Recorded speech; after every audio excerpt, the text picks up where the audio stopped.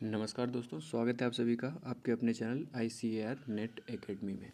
दोस्तों, जैसा कि आप सभी को पता होगा, मैं प्रीवियस ईयर का ICAR का एग्रोनॉमी का पेपर अपलोड कर चुका हूं और आज कुछ सामान्य क्वेश्चन जो पुटअप किए जाते हैं, वो UG का एग्ज़ाम हो, PG का एग्ज़ाम हो या नेट JRF का एग्ज़ाम हो, सबके लिए ये जनरल एग्रीकल्चर के क्वेश्चन हैं, जिनमें हम चर्चा करेंगे किसका, टाइप ऑफ सॉइल का, मृदा कितने प्रकार की होती है, टाइप्स ऑफ रॉक का, रॉक जो होते हैं वो हमारे कितने प्रकार के होते हैं, और पीएच ऑफ सम सॉइल, कुछ भूमि कुछ मृदा के पीएच के बारे में उनका कितना होता है, और क्लासिफिकेशन के बारे में भी हम चर्चा करेंगे कुछ मृदाओं के।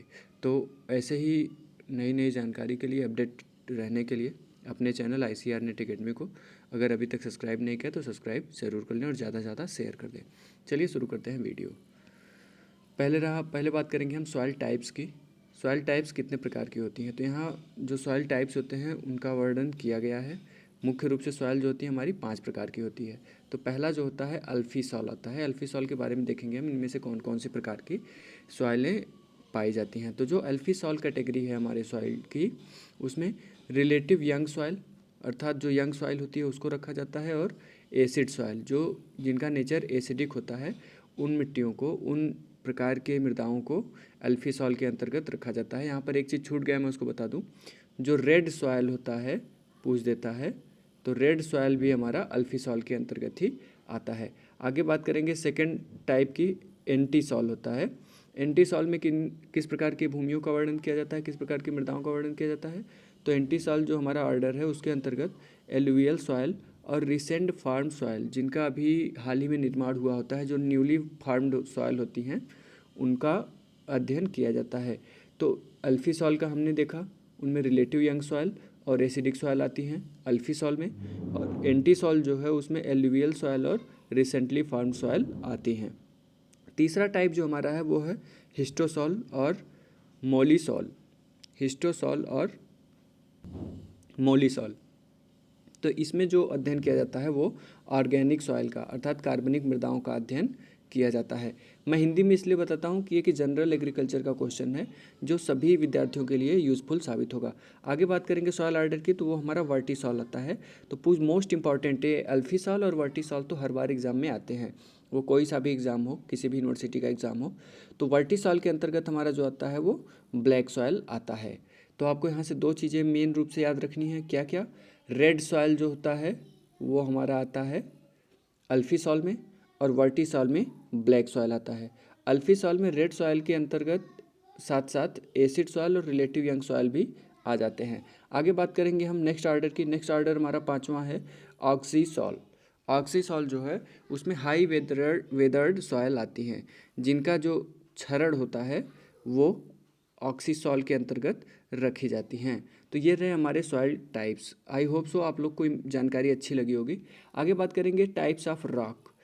जो चट्टान होती है हमारी, उनके कितने प्रकार हैं। तो जो टाइप्स ऑफ रॉक हैं वो हमारा मुख्य रूप से 3 प्रकार के होते हैं। इग्नियस होता है, सेडिमेंट्री होता है, और मेटामॉर्फिक होता है। इग्नियस और सेडिमेंट्री जो हमारा होता है, ये इग्नियस रॉक जो होता है, इसके अंतर्गत ग्रेनाइट, बेसाल्ट और साइनाइट आता है। मोस्ट इंपॉर्टेंट है, पूछ देता है कि इग्नियस रॉक के अंतर्गत कौन कौन सा आता है। तो ग्रेनाइट, बेसाल्ट और साइनाइट जो हमारा वो है वो इग्नियस रॉक के अंतर्गत आता है।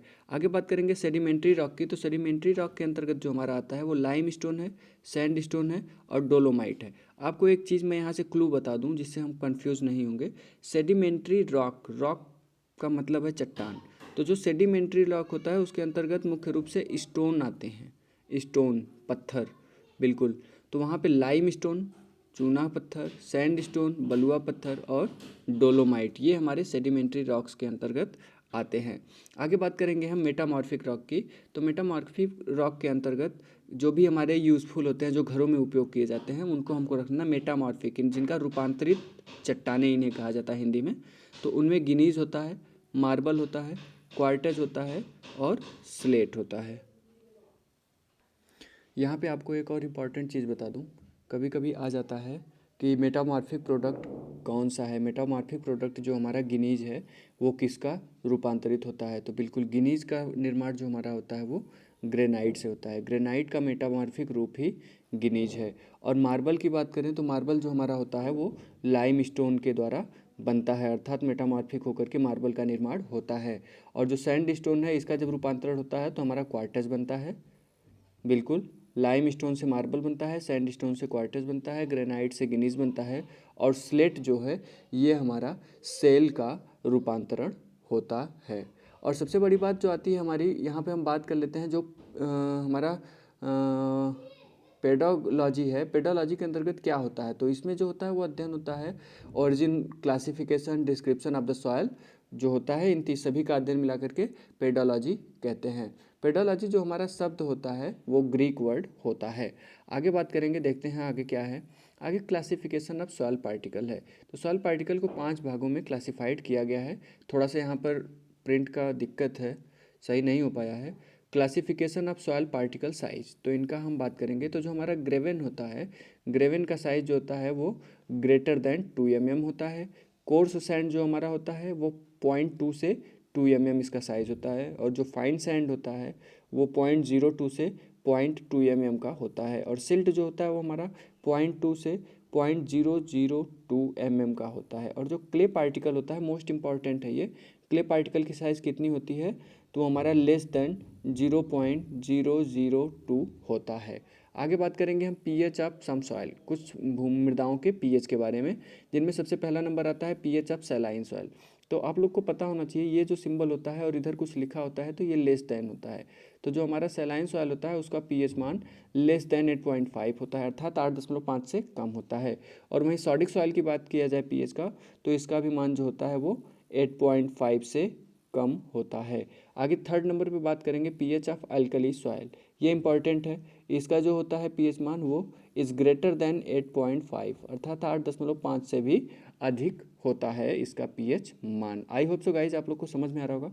यदि जानकारी अच्छी लग रही है तो वीडियो को लाइक करिए, शेयर करिए और चैनल को सब्सक्राइब करना बिल्कुल भी नहीं भूलिए।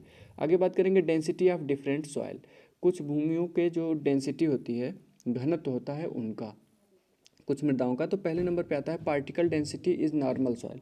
जो नॉर्मल सॉइल होता है उसका पार्टिकल डेंसिटी कितना होता है, तो आप सभी लोगों को पता होना चाहिए नॉर्मल सॉइल का जो पार्टिकल डेंसिटी होता है वो 2.65 सेंटीमीटर प्रति सीसी होता है। ये जो होता है हमारा नॉर्मल सॉइल का डेंसिटी होता है, पार्टिकल डेंसिटी। और वहीं पे बुल्क डेंसिटी की बात किया जाए यदि नॉर्मल सॉइल के, तो वो 1 से 1.6 सेंटीमीटर प्रति सीसी होता है। तो आपको कंफ्यूज नहीं होना है बिल्कुल। नॉर्मल सॉइल का जो पार्टिकल डेंसिटी होता है वो 2.65 होता है। और वहीं पे इसके बुल्क डेंसिटी की बात करें तो वो 1 से 1.6 सेंटीमीटर प्रति सीसी होता है।